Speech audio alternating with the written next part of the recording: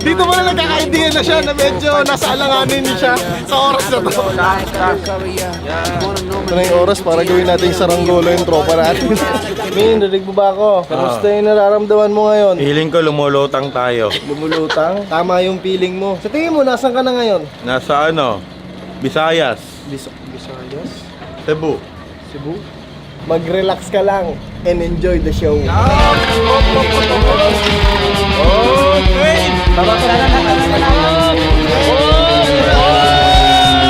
At sa wakas, andito na tayo sa Boracay na walang kaalam-alam si Lamin. Min, rinig mo ba ako? Masaya siya sa musics niya. At dahil tinulugan tayo bigla ni Lamin kagabi, eto na ang parusa para sa'yo. Hoy! Naka-jacket ka lang! Aba, mag-enjoy ka. Hindi lang paparusahan, pero maging masaya. Bon voyage! Any last words? Kailangan okay, sir! Mata mo!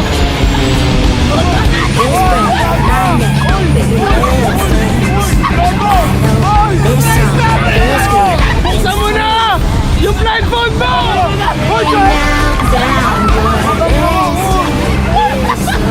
Bakit ka lang, Lamin? Lamin! Saranggola na tayo ngayon! Uy! Ulubin mo! Huwag ganyan! Huwag ganyan! Huwag ano ka lang! Bababa!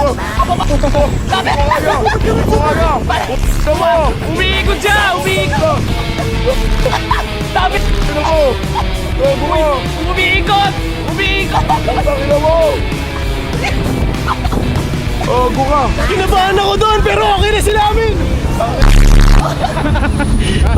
Ba't minumura ako? Min, enjoyin mo lang! Pwede ka sumigaw! Basta, maging masaya ka dyan! Baba! Boy, parusa mo yan, boy! Parusa! So, iaangat sila ng 120 meters! That is 200 feet sa ere! Yun na yung pinakalimitasyon! So far, safe naman! Basta mag-enjoy ka, Min! Enjoy mo maging saranggola! Go! Uy! Uy ka lang!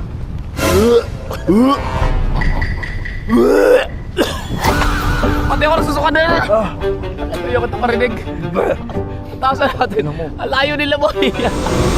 Taas na nila! Taas na! Pero thank you pa rin ako kay Bossing. Bakit?